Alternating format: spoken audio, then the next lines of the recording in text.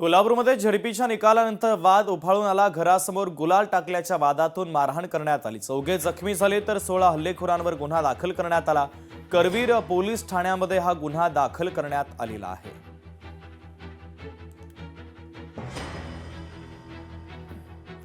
दीक्षाभूमीचा Singapore आणि दुबईच्या धर्तीवर विकास होणारे विकासाच्या दृष्टीने कारवाईला सुरुवात झाली। डिझाईन तयार करण्यासाठी तज्ञांकडून निविदा मागवण्यात आल्या तर दीक्षाभूमीला ग्लोबल स्वरूप दिले जाणार आहे। डिझाईन अंतरिम झाल्यावर ग्लोबल टेंडर काढून दीक्षाभूमीला ग्लोबल स्वरूप दिले जाणार असल्याची माहिती आहे।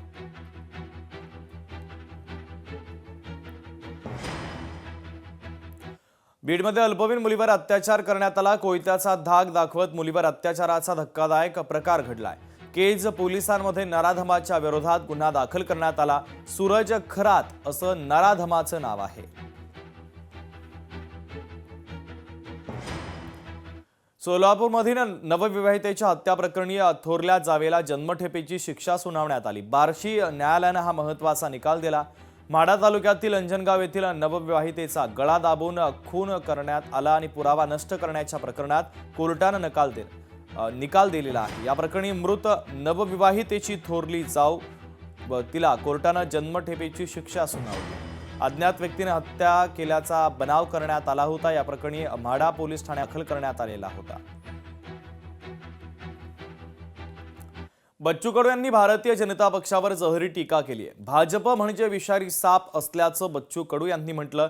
त्यांनी खांद्यावर हात टाकला तरी लोक म्हणतात हा मेला। भाजप सोबत माझी दुश्मनी पण नाही आणि दोस्ती पण नाही असं बच्चू कडू यांनी म्हटलेलं आहे। आता ते अनेक संशय आहे। कसं आहे, माझं काय मत आहे का भाजप म्हटलं का आता संशयामध्येच पाहतं। म्हणजे त्यांनी खांद्यावर हात टाकला तरी लोक म्हणते हा मेला, त्याच्या खांद्यावर आपण टाकला तरी लोक म्हणतात ते काय सापासारखे लोक आहे। हे विषारी नाग आहे साप भाजप म्हणजे। त्याच्यानं तो भाजपसोबत दुश्मनी भी नाही दोस्ती भी नाही, हम तो दुश्मनी कर चुके हैं। त्याच्यानं ते कधी नाग पाठवू शकतं आमच्याकडे।